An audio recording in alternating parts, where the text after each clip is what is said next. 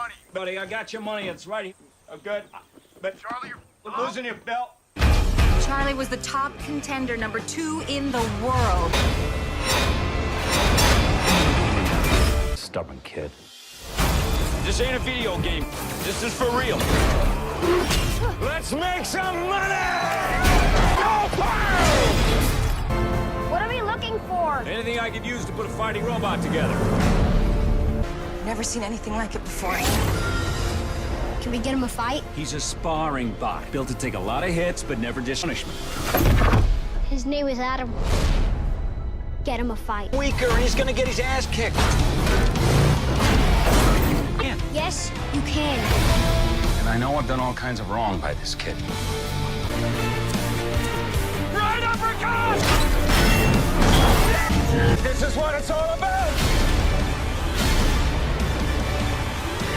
In the future, traditional boxing lost contests and their importance and fans' attention owing of a lack of violence. They have been replaced with gladiator battles with human-controlled robots. Charlie Kenton is a former professional boxer who goes across the country and takes part in robot boxing, but loses one defeat after the other. One time after a busy night, Charlie wakes up in his van surrounded by empty beer bottles. He gets a call from a man who asks him regarding his $30,000 debt. Charlie calls the man the wrong name and the man knows that he isn't the only one the boxer owes money to. Charlie pretends to have connectivity troubles and hangs up. A few girls come up to the van and ask Charlie to show them the famed fighting robot Ambush. One of the girls takes out a camera to take a picture of the robot, but the dude requests $5 for a photo. The kids determine that an old chunk of metal is not worth it and leave. At the fair, Charlie encounters his old friend Ricky, the manager of the arena. He promised to give Charlie $3 if Ambush takes part in a struggle against one of his bulls. However, the deal featured a bull weighing 800 pounds, and Ambush's opponent weighs twice as much as him. Charlie chooses to go all in and offers Ricky a stake of $20 if he wins the bout. Ricky agrees to the bet but warns of the catastrophic ramifications for Charlie if he loses again and doesn't pay off the loan. The fight commences and Charlie pretentiously introduces Ambush to the public. Initially, everything is going smoothly and the robot effortlessly dodges the opponent's strikes. But Charlie got caught away mingling with the public. He fails to spot the agitated bull rushing toward the robot from behind. The animal slams into Ambush and takes his leg with it. Charlie asks Ricky to stop the battle, but he enthusiastically watches his opponent lose. In the end, Ambush turns into a useless mass of metal that youngsters take apart for mementos. Charlie doesn't have the money to pay for the loss, so he tries to slip past Ricky unnoticed. The boxer is followed by two men and hits one of them, thinking that they were going to demand money from him. However, the strangers inform Charlie about the awful news. His ex-wife has died, leaving their 11-year-old son Max an orphan. Charlie is not really concerned about his son's fate, and he heads to court to sign the parental waiver of custodial rights. Some wealthier relatives of his deceased ex-wife are willing to adopt the boy, so Charlie buys them the right to custody for $100,000. For $50,000 deposit, he offers to take Max for the summer to better the father-son relationship. Using the proceeds, Charlie gets Noisy Boy, one of the best robots using voice control, on the illegal market. Charlie returns to the gym where he lives together with Bailey Towlett, the daughter of his deceased coach. The young woman scolds him for a costly purchase, as he owes her money for rent. He attempts to charm his girlfriend, but she reminds him that she needs the money to pay the bills. At this moment, the relatives bring Max in. The boy is sad not because his father sold him, but because he didn't share the proceeds. Charlie admits that he wasted all the money on buying the robot and that Max can get out of here if he doesn't like things. The boy decides to stay and watch the Noisy Boy unpacking. The fighter in the samurai armor emerges from the package and everyone admires him. Charlie decides to test voice controls and shouts a few battle commands, although the robot doesn't react at all. The man decides that he was defrauded and blames Bailey for not examining the robot. Max revealed to be wiser than the adults and pronounces the commands in Japanese, which is a native language of the robot. Noisy Boy obeys and Bailey then learns that they only need to modify his voice control settings. After a short test drive, Charlie loads his robot into his van and intentions on heading to the next competition. Max snatches the car keys and asks his father to take him with unless he wants to be left without an automobile. Reluctantly, Charlie accepts and they arrive to an underground battle club where they meet dozens of other robots. Charlie is certain that this time he will win for sure, thus he asks the organizer Finn to sign Noisy Boy up for the major fight. Max tries tries to convince his haughty father out of it and tells him to take part solely in warm-ups since he has never tested the robot on a genuine battlefield. But Charlie doesn't pay attention to his remarks and creates Noisy Boy duel against the star of the Fight Club, Midas. In the beginning, Noisy Boy inflicts powerful blows on his opponent and the audience lets out enthusiastic yells. The robot samurai keeps dominating the battlefield and Charlie is pleased that he is about to acquire the easiest money throughout his life. Due to his inattentiveness, the man misses Midas's hit and the opponent takes control of the battle. Charlie tries to figure out what orders Noisy Boy has and cries out the directives that sound cooler, one directly after the other. Charlie's opponent recognizes the powers of his robot better and therefore he quickly knocks Noisy Boy falls, striking his skull off. After the tragic fiasco, just the voice control of the robot survived. Max correctly scolds his father for fighting against the champion without even learning any common commands for Noisy Boy. Charlie doesn't want to bear the blame and orders his son to shut up if he wants to spend this night in warmth and not out in the street. On the way home, they stop by the junkyard to look for parts for a new robot. While gathering pieces, Charlie tells Max a story of how the boxing robots came about and way they replaced humans in the ring. Listening to his father, Max doesn't notice a cliff and falls. Max hangs on a robot's hand, which rescues him from his doom. Charlie falls over the cliff to his son and puts him back on the ground, carefully holding the frightened boy close to him. Max gets out of his arms to view the section that saved his life. To his surprise, he finds a body of an old robot on the soil. The boy asks his dad to bring the cart so they can take their find home, but Charlie walks back to his regular selfish self and refuses to help his son. Max carries the robot till daybreak all by himself, heading up the steep hill. Finally, he brings him to the van. They go back to the gym where Bailey discovers in horror what is left of Noisy Boy. The woman feels dissatisfied in Charlie and instructs him to stop chasing in phantom victory till he loses everything that he has left in actuality. The man persuades Bailey to aid him for the last time and check the robot that Max brought. It turns out that it is an obsolete version of the robot that was built not for fighting, but as a sparring partner. It can't attack, but it's good at taking a blow. To everyone's surprise, the robot switches on and Bailey observes that it features an uncommon shadow feature. It allows the robot to emulate any human movement. Max cleans the robot from mud and notices that its name is Adam. The boy suggests testing the find in unlawful robot battles to make some money. At night, while everyone is asleep, Max slips inside the gym and turns Adam on. Together, they go on a late-night walk, where the youngster learns to control his first ever robot. In the morning, Max decides to approach Bailey about what his father used to be like. The woman joyfully tells the boy about Charlie's boxing career, describing how he always battled till the end and didn't give up even in front of the strongest opponents. With the onset of the era of robots, no one needed his combat capabilities anymore and he couldn't become a champion. Charlie interrupts the chat and informs Bailey that he is departing with his son for Atlanta to find a companion who would buy a new robot. They arrive at the spot and Charlie instructs Max to wait in the foyer of the building while he goes to look for Finn. There, the youngster encounters Takmashido, the founder of Zeus, the invincible robot champion. The man assures reports that Zeus will annihilate anyone who battles against him on the battlefield. Meanwhile, Charlie asks Finn to lend him money for their old friendship's sake, yet Finn refuses to bet on him. Frustrated and upset, he enables Max to take part in a fight at the zoo, just so that his son would lose and leave him alone. The next day, Charlie wakes up from Max's voice, as he has been practicing with the Atom since the morning. He watched the robot and programmed the commands himself using the shadow characteristic. Charlie is pleasantly surprised by his son's persistence, understanding deep down where he got this quality from. They arrive to the site where the combat is held, and Max negotiates a contract with the leader. If Adam lasts one round, then the youngster steals $1,000. However, if the robot doesn't survive, the leader takes him. The fight begins and Max gains control of Adam. The robot doesn't attack but only guards itself, steadily taking the blows of the opponent. Charlie instructs his youngster to move more to maneuver the robot's attacks, but the opponent grabs Adam and smacks him in the head, causing him to tumble. The countdown to the finish of the round begins and the robot has only 30 seconds to get up. Max orders Adam to get up and he obeys, which meaning the boy automatically wins $1,000. The leader doesn't agree with this conclusion and provides to double the profits if the robot lasts one more round. Now it is Charlie who is trying to talk his son out of this perilous adventure, but Max agrees. The second round begins, and Adam jumps and hits the enemy with a crushing blow, causing the poor fellow's system to crash. Max wins and proudly proudly collects his prize while the crowd praises him. The next day, the boy resumes exercising with the robot and tries to teach him new commands. When Max is bored, he chooses to dance with Adam and he quickly copies all his movements. Charlie approaches them, and the boy explains his father that he implanted Noisy Boy's voice control on Adam, thus now they don't require a control panel. He asks his father to teach Adam his boxing style through the shadow feature. Charlie is initially uncomfortable and tells his son to make the dance Adam's distinctive feature in the ring. Max agrees to dance on one condition, only if his father trains the robot how to box. Thus begins their hard teamwork. Charlie teaches the robot fighting skills from morning to night, and Max begins each of his fights with a dance. Adam gets victory after victory, and the father and son are becoming closer and closer. After collecting money from small-town bouts, Charlie delivers part of the winnings to Bailey to pay up his loan with interest. The dancing robot swiftly wins the heart of the audience, and he is talked about even in the press. Thanks to the popularity of the robot, Charlie and Max are invited to participate in the Real Steel Champions League tournament. While Max is setting up Adam, Charlie mentally prepares him for the fight and argues that all emotions should be left outside the huge ring. A manager enters their workshop and invites them to the lodge of Farah Lemkova, the owner of Zeus. The businesswoman is seeking for a sparring partner for Zeus and offers to buy Adam for $200,000. The promotion is active until the first round with his adversary Twin Cities. Charlie quickly agrees, but Max refuses and exits the room. Charlie tries to persuade his son to accept the tempting deal, but he urges his father to think about why Lemkova anyone want to acquire a robot for such a high amount of money. Max believes that Adam is exceptional and doesn't intend to sell his metal pal. To the thunderous scream of the crowd, the two-headed robot Twin Cities enters the ring. Max leads Adam out by doing a combat dance. The robots start the fight and, within the early minutes of the contest, the enemy viciously strikes Adam, preventing him from striking back. Charlie then recognizes Twin Cities' weak point. His right shoulder jerks before every punch. Adam slides under the opponent's arm and begins to deliver deadly blows to the body. After weakening Twin Cities' right side, Adam knocks him out with a kick to the head. The audience bursts into applause. Bailey, who has been following the fight all this time, likewise yells with joy. Max runs into the ring and pulls the microphone from the referee. He boldly challenges Zeus, the robot of Farah Lemkova, to combat. After that, he and his father take the winnings and head to the van. Ricky meets them there and instructs the thugs to attack them to take his money back. They beat up Charlie and take all their money. Worried about his son, Charlie takes him to his legal guardians to keep him secure. With tears in his eyes, the kid begs his father to allow him stay with him, but Charlie doesn't want to risk it anymore. Max becomes irritated and exits to pack. When Charlie refuses to take the other half of the money for the selling of custody, Charlie tries to encourage his son to go with his relatives and claims that he doesn't consider himself worthy of Max. As a farewell, Max informs Charlie that he wants his father to fight for him. All the way home, Charlie remembers the time he has spent with Max. He comes to Bailey and lies down next to her, which makes her quite happy. In the morning, the woman persuades Charlie not to leave his son and assures him that it is not too late for them to improve their connection and correct the mistakes of the past. They kiss and Charlie goes to Max. He tells his son that he regrets not being around all these years. Charlie wants to give him another opportunity and vows to fight for him this time. Then, he moves aside and Max sees Adam. Charlie says that Zeus accepts his challenge and persuades his aunt to let Max travel to the event. Champions League hosts revealed that Takmashido called yesterday's fight with the elderly robot Adam an insult to his creation. This announcement caused a PR catastrophe for the Zeus crew, so they had to take on the challenge. Charlie and Max arrive at the competition accompanied with Adam. In the meantime, Finn takes wagers that the junkyard robot won't last until the end of the round at odds of 1 to 5. Ricky approaches him and boldly bets $100,000 that Adam won't last until the completion of the first round. If his bet goes well, then at the end of the match he will get $500,000. A welcoming show is put on for Zeus, where he epically jumps into the ring to the cheers of the audience. Adam looks more modestly, and the fight begins. Zeus knocks out the enemy with the first blow. All spectators are sure that the champion's win will be speedy. Adam stands up but quickly receives a new set of tremendous blows and falls again. After the third knockdown, the robot gets up again and Zeus corners him. Finally, Charlie pulls himself together and strikes the opponent, and then backs away. To everyone's shock, Adam gets the lead in the fight and stubbornly strikes blow after blow to Zeus. Despite a powerful opponent, the elderly robot manages to stay on his feet until the end of the first round. Ricky tries to exit the building in a hurry, but Finn catches him and snatches his money. The fight continues and Adam manages to heroically surviving the second and third rounds. By the fourth round, Zeus throws all his power on the opponent and inflicts heavy damage on him. Another strike damages Adam's voice control system. Despite this, the robot manages to hold out until the end of the round, but now the prospects of him winning are minuscule. Max tries to urge his father to control Adam through the shadow feature. The boy notices that Lemkova and Machido are starting to grow apprehensive, fearing the ancient robot's secret abilities. In the end, Charlie succumbs to the frantic wishes of his son. He, as a coach, gives Adam a motivational lecture before the bout, despite the fact that the robot can't hear him. The final fifth round begins. Charlie holds the block, tiring the opponent. Max begins to worry that Zeus will destroy his robot. He asks his father to start fighting, but he says it's not time yet. After waiting for Zeus to run out with enthusiasm, Charlie delivers a series of crushing blows. The champion of Real Steel starts losing, and Tak Machido himself takes control of Zeus. Despite this, Charlie offers a strong uppercut to the opponent's head and knocks him down. Zeus gets to his feet, but Charlie attacks him again, trying all his combat techniques on the robot. Zeus is spared from complete defeat by the sound of a gong, announcing that the war has come to an end. The audience cheers and chants Adam's name. Bailey runs onto the stage and kisses Charlie. Nevertheless, Zeus still wins based on the points and retains the defending champion of the Real Steel tournament. However, the combat was a catastrophic failure for Farah Lemkova's company. Adam is pronounced the people's champion, the outcome that Max is totally delighted with. The youngster falls into his father's arms, who makes it obvious without any words that he is proud of his son and that he loves him. Together with Adam, they go out to the middle of the ring and enjoy their glory and recognition. Subscribe to watch more videos like this.